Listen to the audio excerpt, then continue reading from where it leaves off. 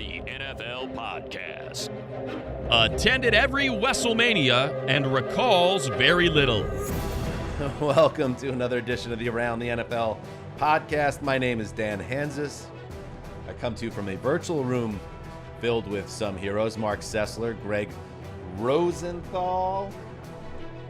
Yes, WrestleManias. What events they were! Right there by the sea, cornhole, the big green egg, tunes, good people, good vibes, and many drinks. Not true, though. I remember them because I made the mistake of bringing my daughter Ellis to most of them. I think at some point I finally realized there was one where, Jello shots and I think hard drugs were like introduced to the mix, and I was like, okay, no more Ellis coming to these. But I always had to drive home from Marina Del Rey, so it's not like I was getting too wild.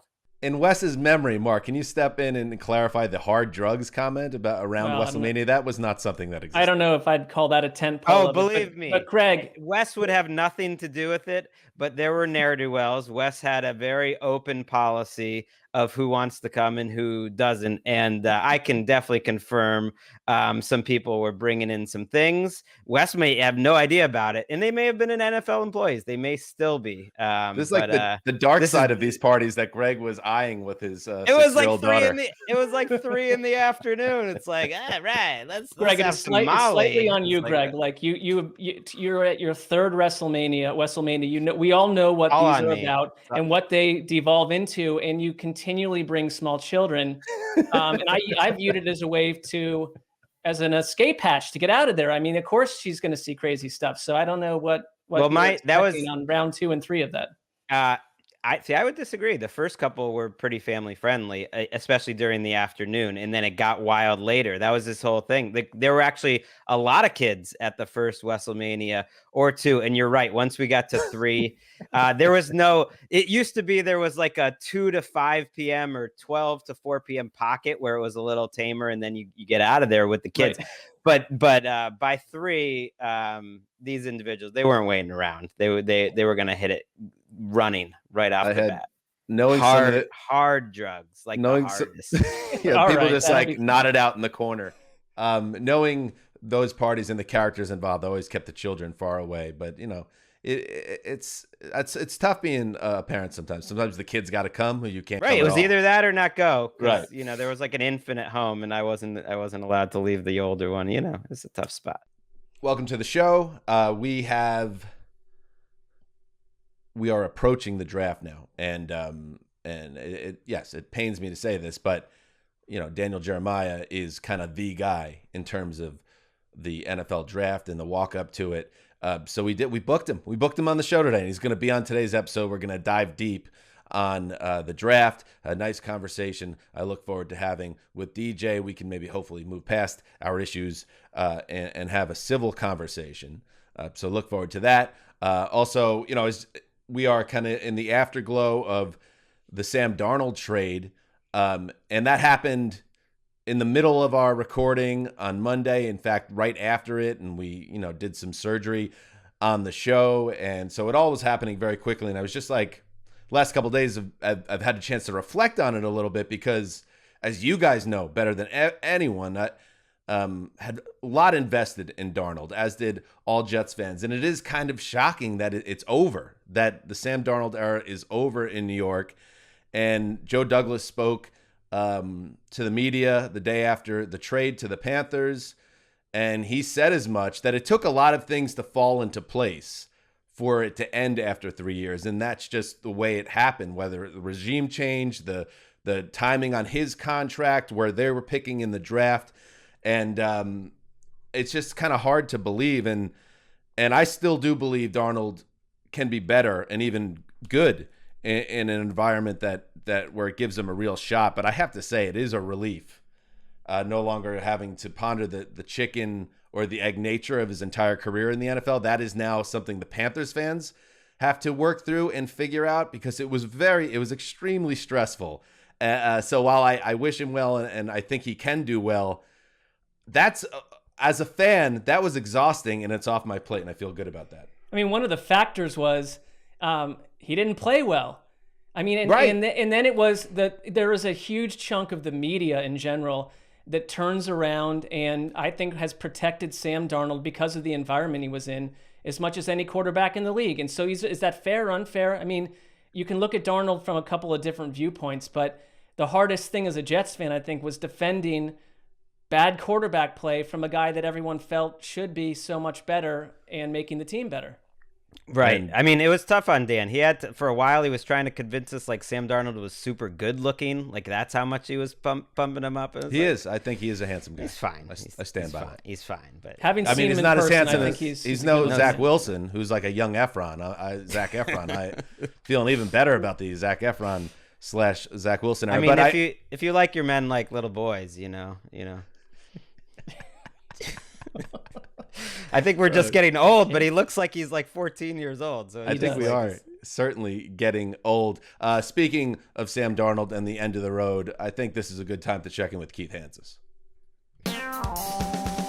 His name is Keith, his dad's dad. No doubt about it, he's a big Jets fan. What is he gonna say about the game today? What is he gonna say about the game today? The Sam Darnold era is over.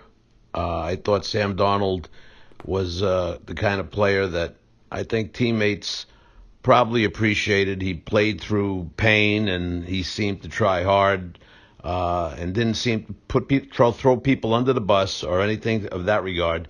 But as far as the way he progressed in the 3 years he was with the Jets, I had lost faith in him as a Jet fan.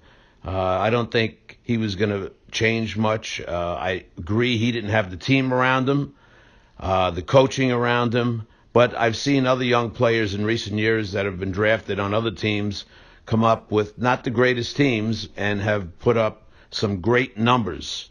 Where Sam Darnold, with all the publicity he was getting and acclaim, he just never seemed to improve. And as a matter of fact, just went down. As we all know, last year was ranked dead last among all active quarterbacks in the ratings. And just hopefully the Jets will, in the draft, will come up and the quarterback that they pick will become the quarterback that they can work with. I think it was a good move by the Jets. Good luck, Sam. Full disclosure, my dad was always out on Sam Darnold this past year or so. There was no on the fence. I'm on the fence, and I'm just trusting management to get this right. Keith was ready to roll on the Darnold era and move on. So I hope he's right. Good analysis as always, though. Panthers don't hope he's right. I think that was the thing. The thing with Darnold is we're just such a quick football cognoscenti to move on. Like we didn't need to wait to move on from Dwayne Haskins and Josh Rosen. And I think when you really look at it, that's the company Darnold was keeping, even when he was protected and things went well on a certain play. That said, it's like we've done this long enough to like assume anything. If Matt Rule can fix him up nice and fancy, he could be average. And I think there's a ceiling, and I'm not really buying this, but maybe he can be average. There is a bit of an irony here, by the way. As I say, I'm passing Darnold off to another fan base, and there was a lot of stress to it. I'm kind of passing it off to Sessler, who's the president of the Matt Rule Dynasty fan club. He's now kind of your quarterback in a lot of ways. Yeah, and I think actually like he goes to one of the best scenarios you could have picked for him. And if Joe Brady is as brainy as they say and creative, I think it'll help. And I think that's good for Sam Darnold. I wouldn't have wanted him to see him go somewhere where he was in like a Jared Goff type landing spot where things seem to fall apart even further once you get there.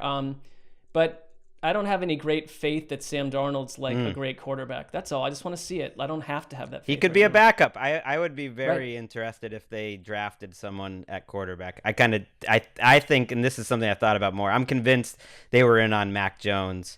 And between striking out with Stafford, Mac Jones potentially, and Watson, then Darnold kind of became this fallback plan. But who knows? Maybe Mac Jones doesn't get taken, or maybe Trey Lance falls and they decide to take a shot. Who knows?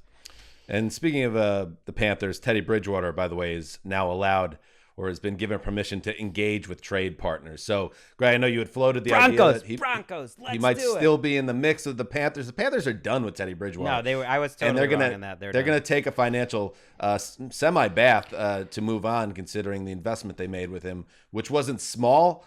Wasn't huge, but it wasn't small either. No. And they're going to kind of hit the reset here. And I'm with you. Just like I thought Ryan Fitzpatrick would have been a lot of fun in Denver.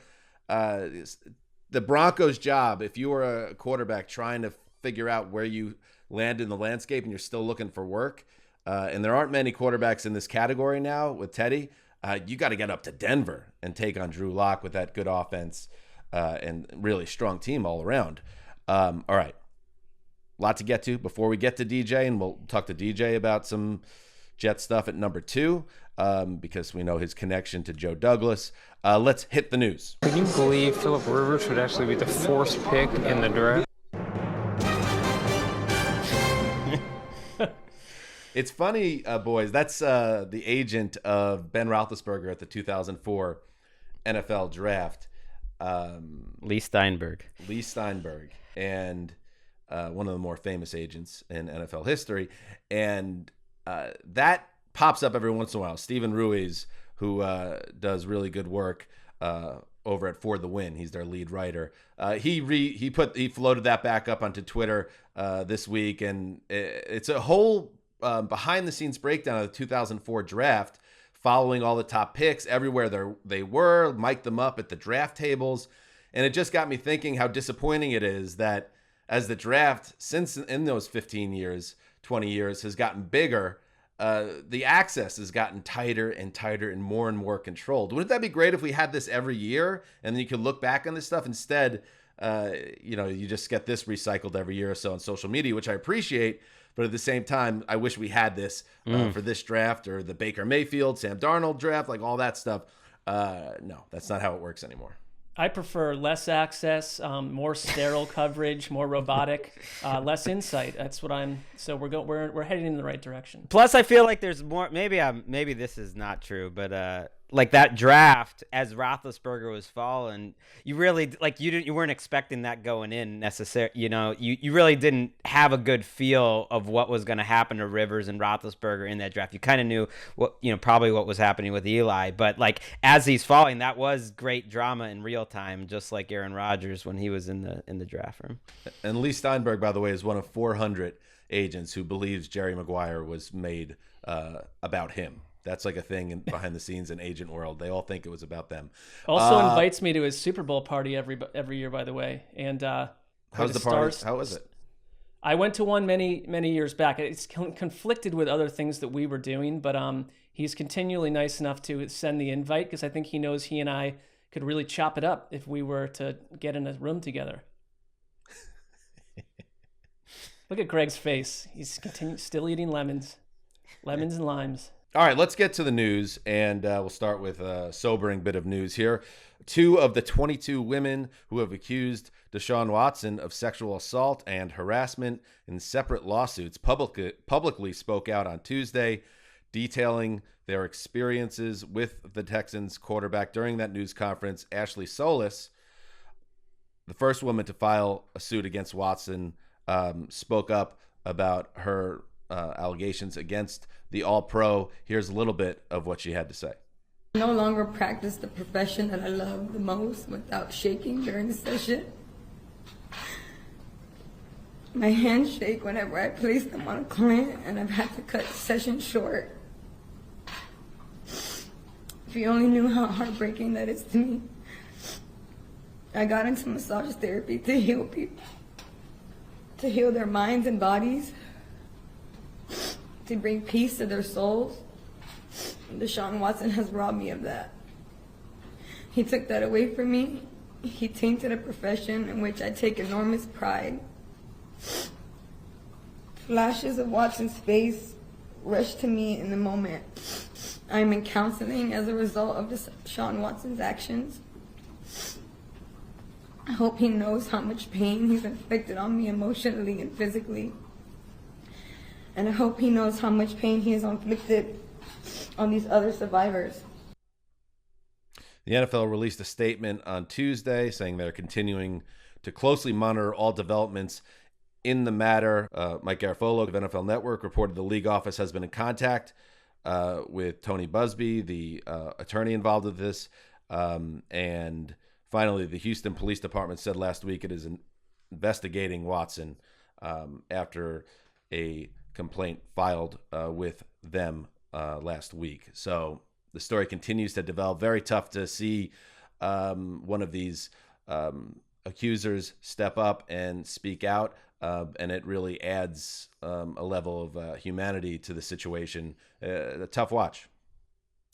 It was, it's been I think an important week in the Watson story with these women coming out, and then also kind of the business community around Watson starting to pull back from him. He's lost multiple endorsements, including with Nike, and the NFL sending out another statement on Tuesday, I think was significant just because of the wording they used. They did compare their first statement about Watson, which was very business-like, and this one, which was of course as well, but they did use the words how the allegations were deeply disturbing, how serious they take it. And Stephanie Stradley's a really good follow for Texans fans always, but she's also a lawyer, and she sort of wrote a frequently asked questions about the Watson case that I found really informative. Part of it was, don't opine on it. It's very hurtful. It's very difficult thing for non-lawyers or really anyone to talk about. But I do think it's important we just follow this story. It's so significant, and I think the NFL statement was telling, and that he's going to be in a holding pattern here for a while. I think the question, just in terms of football, is just like, will he play football in 2021 is very much an open question, I think.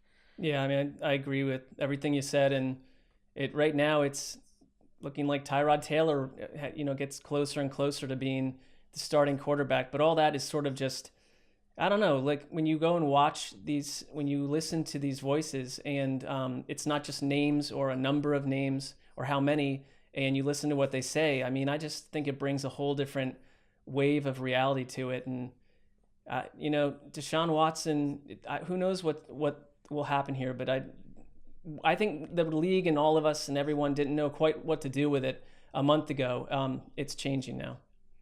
Yeah, it certainly is. In other news, the Boston Herald reports it's doubtful that Julian Edelman will be able to play a full season in 2021.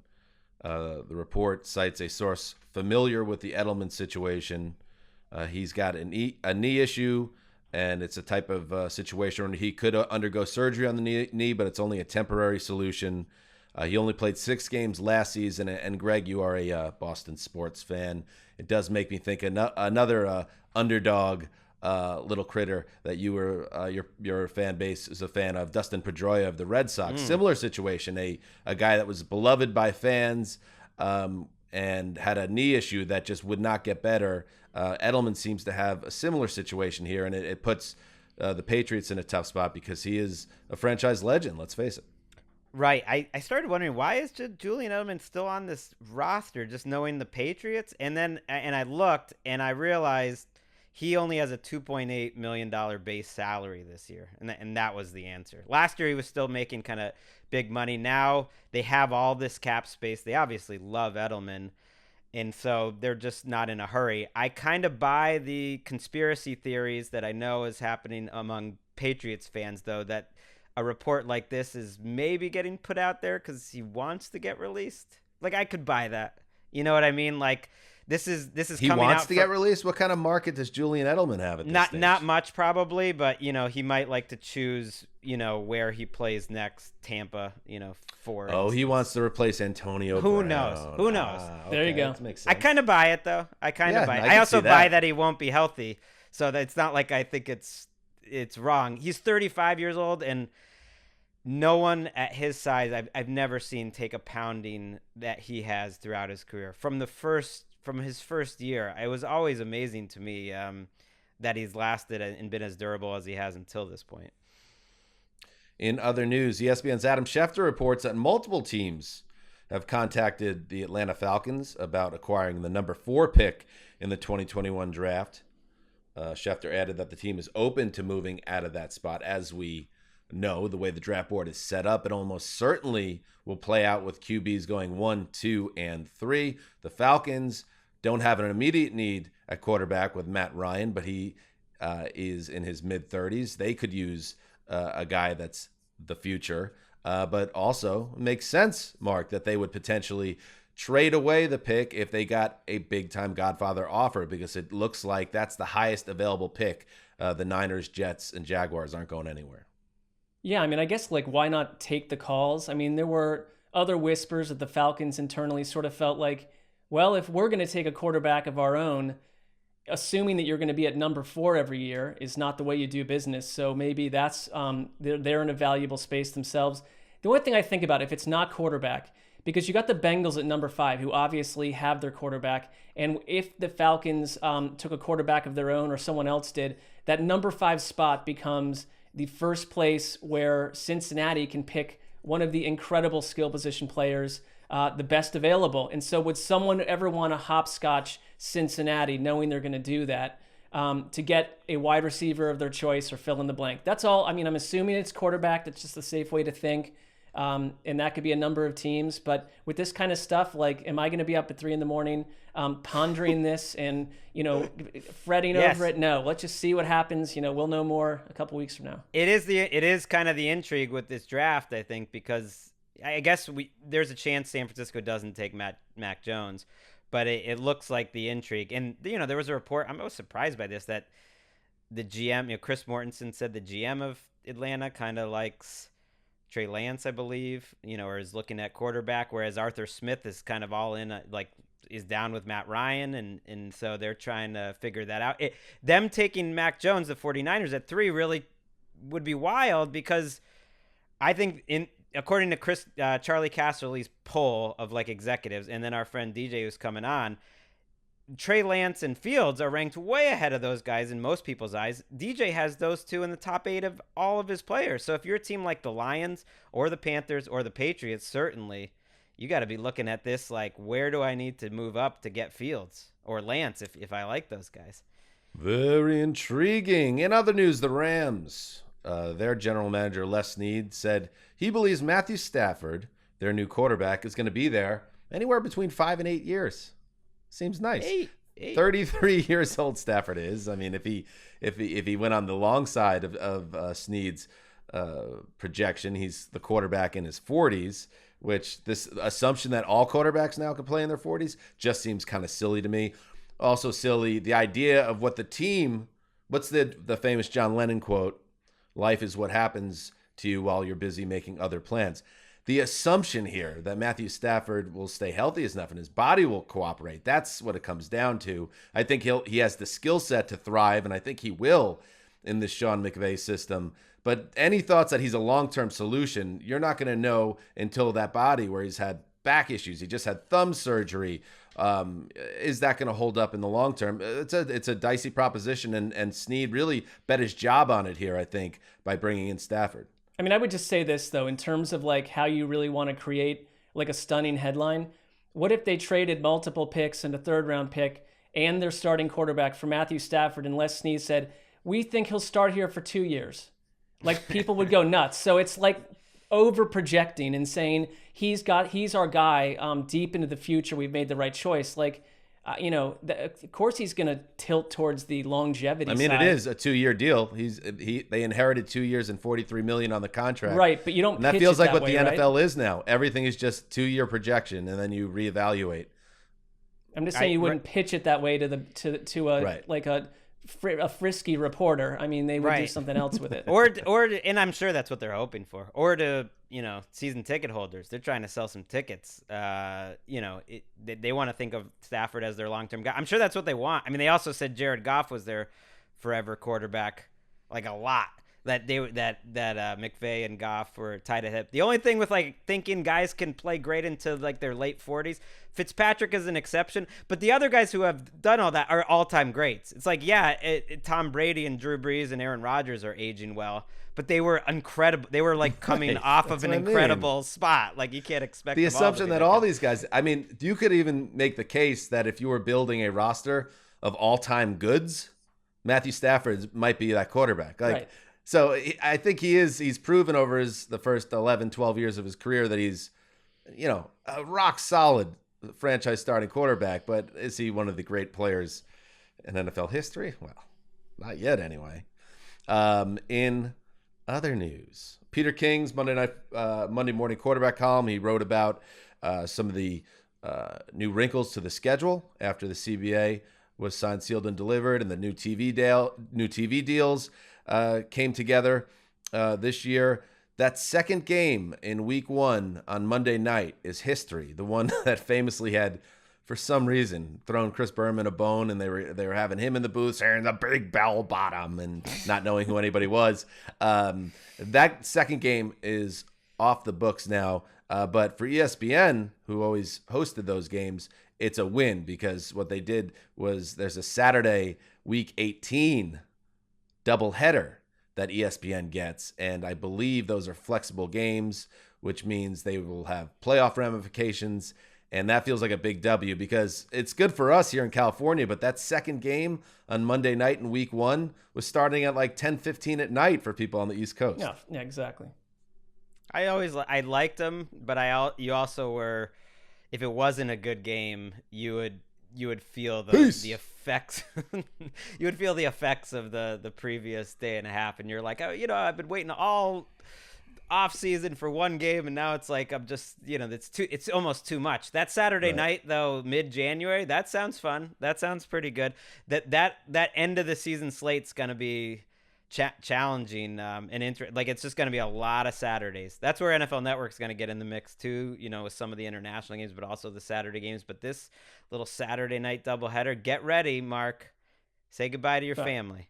I mean, I've been doing this for long enough where I presume that there's a massive chunk of every year that is oriented towards one thing, football. And football is family, they tell me. I could argue that it's not always that, but it's a massive upgrade. Because a lot of times, if you look at what the second Monday night game has been, I think they know, to your point, that half the country is, getting to bed at that point, that they've not been marquee scenarios, but that Saturday scenario will be used to make it into two contests that no one can steer their eyes away from. Finally, in the news, this from the New York Post. Daniel Jones, this week, along with several Giants offensive players, wide receivers, tight ends, and even a few linemen, traveled to Phoenix for a few days of throwing sessions. The Monday to Friday workouts, organized entirely by Daniel Jones, will be the first unofficial work on the field in advance of 2021. Yeah, baby, that's also our first trope alert of the 2021 offseason.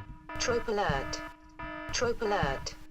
Trope alert. Oh, yes. The trope alert. And this one is well-worn. The veteran quarterback on maybe shaky ground, organizing a throwing sesh and making sure the media knows about it to show that he's a leader on the rise. And everything is fine. I mean, isn't that technically Giants West if they were going to name Jets camps that happened west of the Mississippi, Jets West for all those? They trademarked that. The Giants couldn't touch it. It was too perfect. That's not how Jets Giants things work, but okay. I like it when there's like a quarterback competition. This isn't the case in New York, but when there's the starting job's up for grabs, but one of them does the offseason thing, like that's a power move. And then the other quarterback has to decide. It's like when it was Sanchez Tebow could just show up. But when it's two guys that are somewhat equal, then the other quarterback has to be like, shoot, do I have to show up at this guy's quarterback thing? I guess I do, or else like he's getting all the FaceTime with the guys. Do I have to organize my own? And if I organize my own, will Darius Slayton come to mine?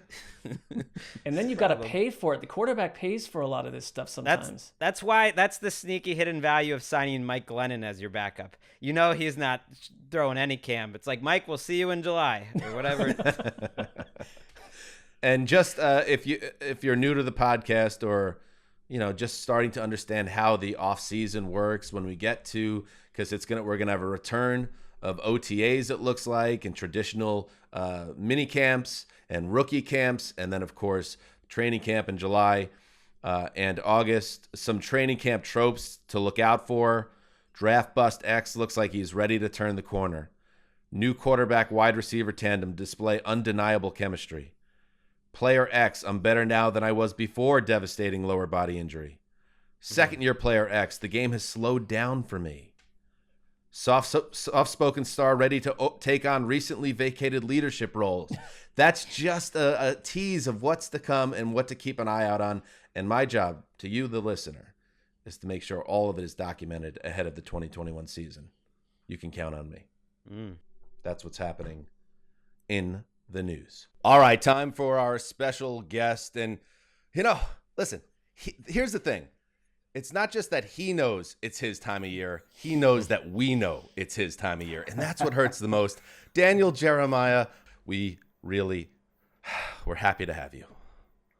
Well, Dan, I'll tell you what, it's great to be with you. Sessler, it's great to see you, pal. I do appreciate Gregg waking up 3 minutes before this segment started. Gregg, it's great to see you as well, pal. I've been here the whole time. I've been, waiting, sharpening my knives. I've been ready for this for a year. This is Gregg. This is either like this Hollywood style, Jezelnik influenced hairstyle you're going with, or it's I just woke up 5 minutes ago, and I think I'm leaning towards the latter. I showered. I wanted to be here for your last appearance on NFL Network before you follow Mike Mayock out the door.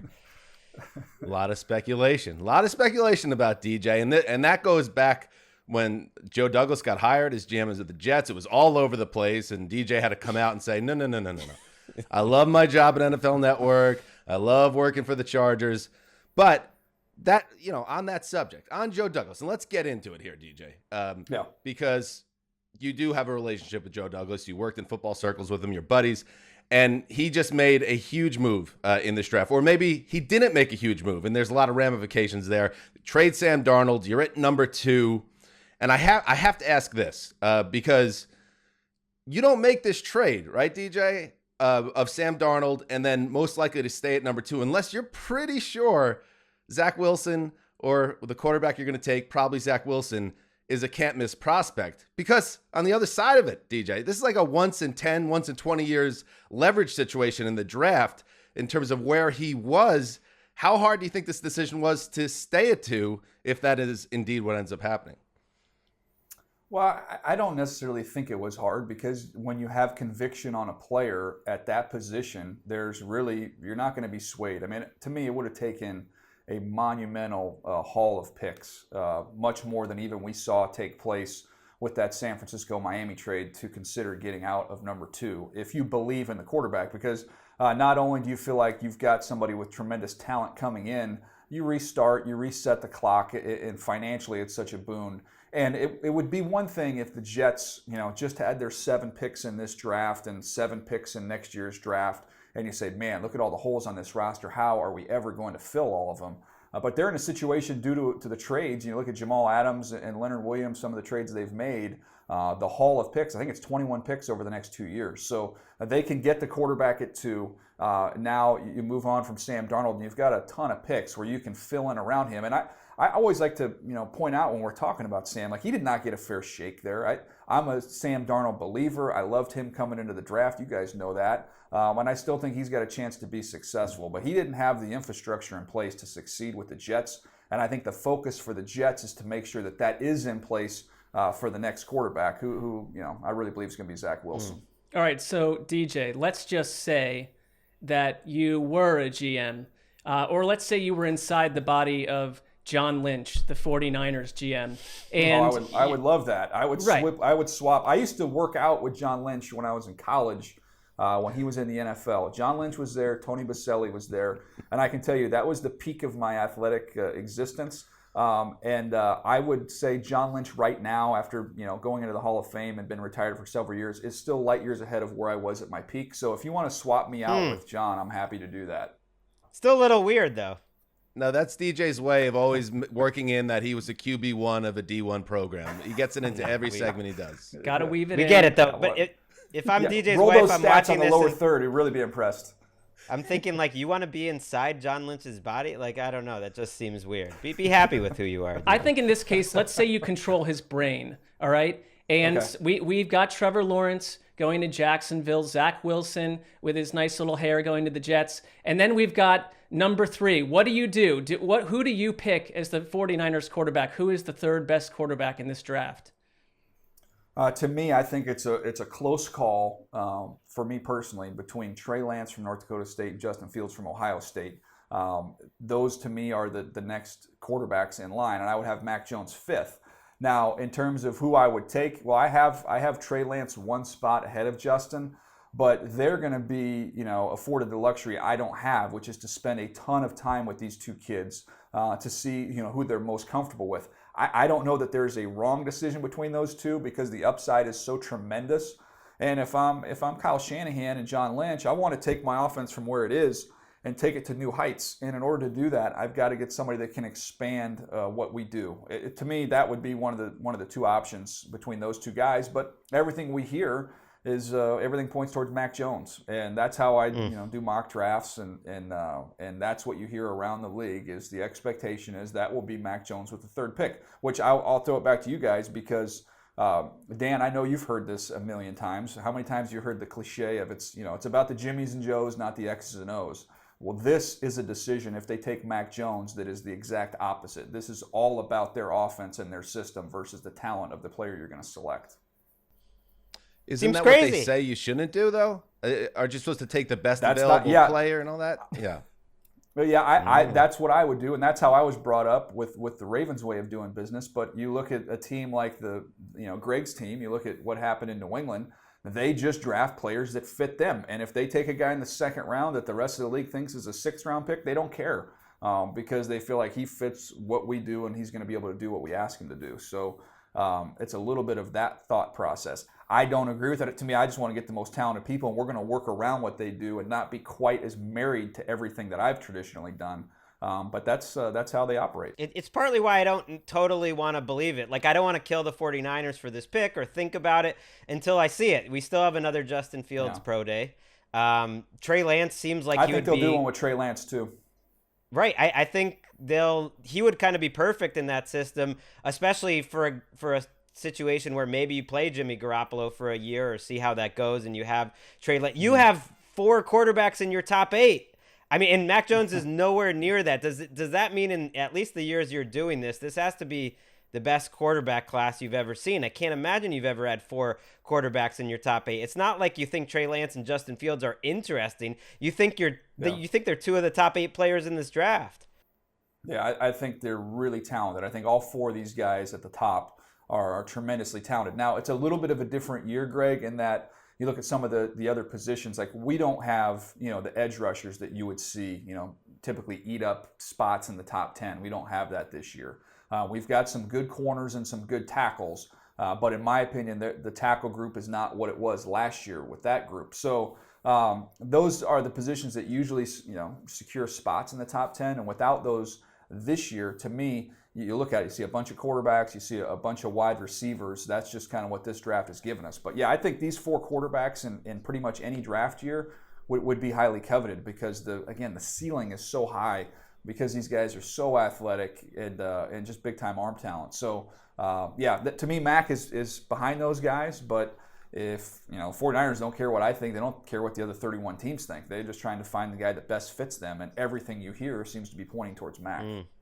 So moving off the quarterbacks for a moment here. So you have right now Kyle Pitts, the Florida tight end, going at number 5. And it seems like the way you wrote it up on NFL.com, if the Bengals don't take him at 5, the Dolphins makes a lot of sense at 6. And then you do that research, and I'll just name them right now. These are the first-round tight ends in the last 10, 11 years. T.J. Hawkinson, Noah Fant, Hayden Hurst, O.J. Howard, Evan Ingram, David Njoku, Eric Ebron, Tyler Eifert, Jermaine Gresham, who was taken 21 picks ahead of Gronk in 2010. The one thing they all have in common is none of those guys are stars. And I guess my question to you, DJ, with Pitts, a hot draft prospect and a unicorn and all that, is like, how come there's no can't miss tight ends, or there hasn't been in a long time? Well, I would answer that a couple ways. First of all, if you're uncomfortable looking at that list of tight ends, fine. Just put WR next to his name and draft Kyle Pitts as a wide receiver. You play him at wide receiver, you'd be happy with him at wide receiver as a top 15 type player. Second point I would make is I have a higher grade on him than all those tight ends that you mentioned. So to me, and it's not even close with where he is in terms of the talent that he has. And the third point that I would make, and Sessler, I know you can probably back me up on this, and I know life has taken a terrible turn for this person, but if you go back and somebody wasn't popping wheelies in a strip mall parking lot as a tight end, we wouldn't be talking about that type of impact of taking a tight end in the top 10 because this kid is, to me, he's a better receiver and route runner than Kellen Winslow. Kellen Winslow maybe a little bit better blocker, but he would have had a phenomenal career until everything went way off course. I mean, you remember that one season that Winslow had, and that's an interesting comparison. I have a little bit of an off-the-radar question for you. I just was thinking about this. You're in touch with everyone. Have you had like a one-on-one phone conversation with Bill Belichick, or is that remained an untouchable territory for you? No, well, first of all, if I had, I mean, I'm sure I would not be allowed to divulge that I had, but honestly, I haven't. So the only talks I've ever had with Coach Belichick is when he's coming to the booth at the Combine, usually to give Rich a check for St. Jude, and we visit a little bit, but that's about it. So I've been fortunate to make a lot of new friends and new contacts since I went over to the media side. But Coach Belichick is still outside of arm's reach for me here, so I'm bummed about that one. But you're kind of wearing like a Belichick-inspired outfit here, just like a T-shirt and like an open-ended. Like, are you going to work out later, or what's going on here? Ricky Schroeder, I don't know. I mean, do I go get a workout in later? Maybe. But I didn't cut the sleeves off. If I would have cut the sleeves off, maybe I could go with that. But, look. Gregg does have a stylist, by the way, just to clear that up. He does. He didn't. Well, I just want to remind Gregg. Yeah. I want to remind Gregg of one thing, Dan. That Structure has a 30-day return policy. So if the jacket doesn't feel great, you still have a few more days where you can return it. I was going to say, classic DJ wholesome zinger there, using a reference from like an 80s sitcom that no one except DJ and his 27 children. He had a train that went around the family room. A great show. Gregg wasn't even born then. Don't worry about it. I call DJ the wholesome assassin for takedowns, just like that. And he didn't even let you go with Ricky Schroeder, Gregg, or Rick Schroeder with his NYPD Blue Days. He dinged you on the silver spoons. Ricky Schroeder in the biggest. Some of all Alfonso Ribero's greatest work, by the way. This was not just like in America's Funniest Home Videos and Jason Bateman on that show. Let's go back to where it all started. Jason Bateman, correct? Yep. Yeah. All right, let's move back into the 2020s. What else, Marc? You got something else for DJ? I would look at when you look at guys like a J.C. Horn and Asante Samuel Jr. Do these players get too much attention because they're legacies, they're sons of great players? Or are they actually like, I am annoyed, for instance, when the Browns passed up on Clay Matthews and when they passed up on like J.J. Watt's brother. It's like, shouldn't something about their DNA tell us they're just going to be ready for action? And on top of it, if you were the son of a pro player, you know the life. Like, why do some of these teams pass up on what I think would be more home run prospects? Or am I just out in left field with that concept? Well, not to go back to the 80s before DJ answers, but you remember Jose Canseco? There was Ozzie Canseco too. It doesn't always I know translate. It doesn't always work out. I would go father-son more than maybe brother. Okay, brothers. Gotcha. So I'm glad you guys brought that up because that Ozzie Canseco's name has come up in the draft room where we were talking about a player who had a successful brother or father. Can't remember exactly what it was. And somebody in the draft room was making the case, it's the genes, this guy's got the genes, da-da-da-da. And one of the other scouts in the room said, look, this guy's a little more Ozzie Canseco than he is Jose Canseco. And then another guy in the room piped up and said, yeah, this is more Randy Quaid than Dennis Quaid. Let's not get carried away here. Although, take no offense, Cousin Eddie was a great role, but I just think the acting chops is a little different. Yeah, that's fair. That's fair.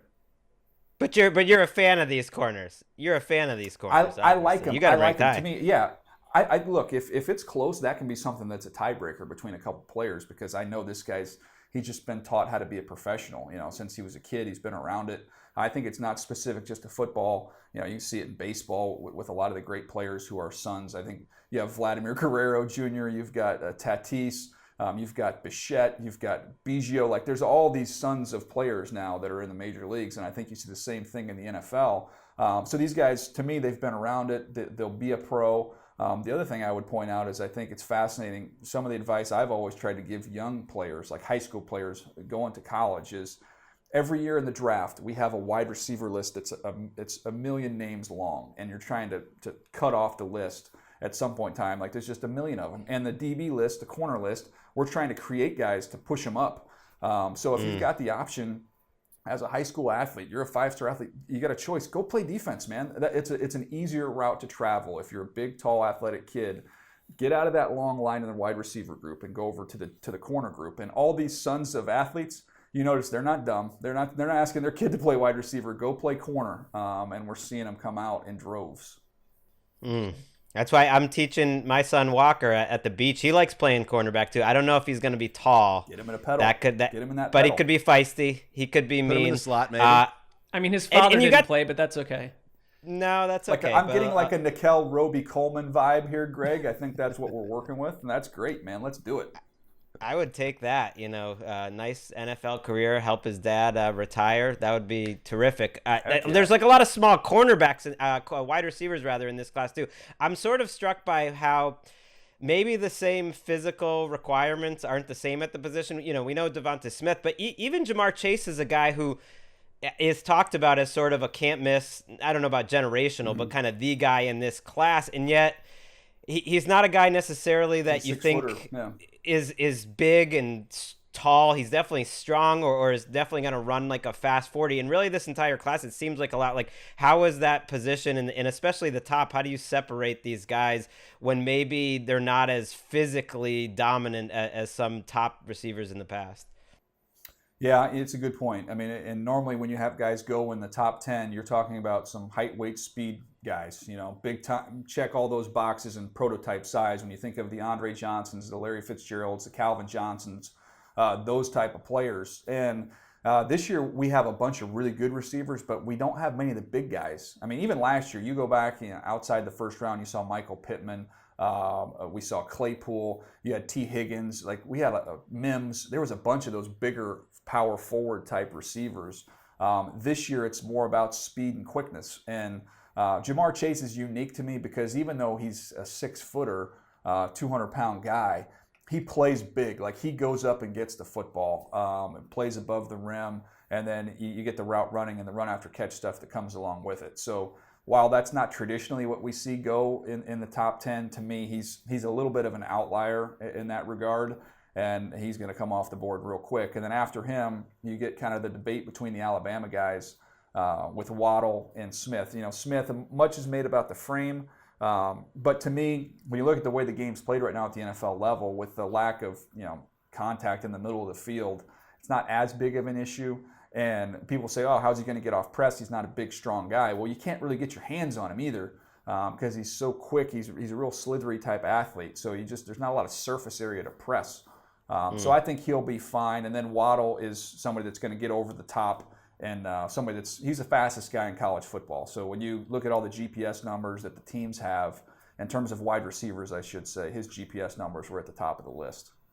I have a little tiny one-word question that will require a one-word answer. Like, when you grind through this tape at an impressive degree, is there one position group? Because I know when I've watched all 22 sometimes, I'm just being real here, it's like, I got to turn some music on because it will send me right into dreamland if you allow it to go on for too long. Is there a position group that puts you to sleep more than any other, where you're just saying this is not as enticing and engaging to watch? He only gets a one-word answer on this? Oh, wow. Well, I mean, I don't want to, I don't know how long the segment is. You can answer as long as you want. DJ's time is valuable. He's going to start charging us per minute pretty soon. You're hilarious. For me, it's different for everybody. Everybody has a different position that they don't enjoy. For me, it's safety. And really more so over the last 10 years. When you first started scouting, I started in 2003. There was a little bit more of traditional offense in college, so you just had a better sense. You saw a lot more things developing down the field, and you could see these guys read and react. Well, the college game now, you see so much RPO game, you see so many slants and bubble screens that you can go through 3 games on a safety, and you're like, I don't know what this guy can do. He's 14 yards deep, and it's just a bunch of slants and bubble screens. It literally, you start rolling through these guys, and until I got the ability with the technology to be able to sort cut-ups where I can look at every play they're involved in. So instead of just watching 3 games, I can see every time they were kind of in the vicinity of the football over an entire season. It makes it easier, but it still feels like, to give myself I think this would be a 90s reference, maybe early 2000s. You remember the Eminem video where there's just all the M&Ms like, walking around and stuff? The real Slim Shady, safeties, yeah. Once you get outside the first 2 rounds and you start watching safeties, like after the 7th one, I'm like, what's the difference between this guy and the previous 4 guys that I just watched? It gets a little challenging.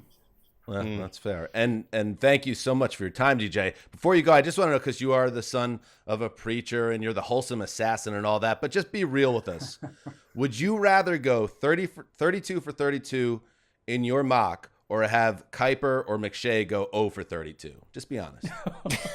Oh, wow. You know what? I would say I would rather go 32 for 32, but the real answer is I just don't care. I really don't care about the mock draft. And people get so worked up about it. That's why I just kind of laugh, man. Like, I miss on players, and we can have fun with them all the time, of the guys that I miss on in terms of my evaluation. And okay, that's like, okay, I need to learn and get better from those mistakes. But like mock drafts, whatever. Yeah, all right. If you're listening, executives, like that sounds like a guy that might be doing his last mock draft, and that's a guy ready to transition to a new challenge. I'm just saying. That chair executives. No, I'm turning into a pumpkin, man. Once we get through with this draft, I'm not worried about mini camps and sweating it, whether this guy I picked in the first round is going to come in here and look like a bum. I'm going on vacation. Yeah, we won't see DJ until he's in the booth at the stadium in Inglewood. All right, you can watch DJ and the entire 2021 NFL Draft on NFL Network starting Thursday, April 29th at 8 p.m. Eastern. Yeah, it hurts, but you made the show better, DJ. Thank you for joining us. I appreciate it. It's always great to be with you guys. And Gregg, don't forget, it also comes with a coupon for Express with that jacket. So get your wife something nice. Good to know. I will. Thanks, DJ. There he goes. DJ said it all. Even though Structure, they rebranded and Structure became Express for men. But Gregg, it was on his radar. Some of your style. Let's just put it that way. Yeah, I always worry, because we're gonna play some of that on the Around the NFL broadcast. People should check out our show on Fridays as always. And I always wonder, like, how are those clothing insults gonna pop on a podcast? But I guess it's just a sign that DJ doesn't really understand the medium. He's not a podcaster. Well, maybe one day he will be. Yeah, that'd be good. It definitely, we received a flurry of texts from Gregg after about the whole thing, so he was a little annoyed, I think. He can get under your skin a little bit, maybe, and vice versa. I'm not sure. Maybe. Are you being serious? Not at all. Are you really? We're not being serious at all. Yeah. I'm glad everything that we were discussing off the show is now part of this show. And I will say, keep in mind that maybe DJ knows that referencing how you looked, Gregg, won't play for the podcast because he's secretly trying to destroy our show. You got to look at that too, because he's the son of the preacher. He's the wholesome assassin, but he is a killer, man. That's why he's the wholesome assassin. It's true. He's competitive too, and that's why coming in second or third place behind us in terms of like audience at the NFL, it kills him year after year. It's why Marc, I think it's gonna be his last year. Listen to Gregg sharpening the daggers, returning fire on DJ. I think it really did get to him a little bit. No, I think Gregg. I can't. There's nothing I can add there to what Gregg has just said. I think it's he's explained. It's so hard well. to get under Gregg's skin. It really is. I can count a few times I've done it, but like even if you do, he doesn't show it typically. I tend to think that DJ and I get along well because I'm of zero threat to him. That's how I start to see it. So maybe he feels threatened by all these other. Gregg, the final word goes to you. I think DJ sees me as a kindred, wholesome assassin spirit.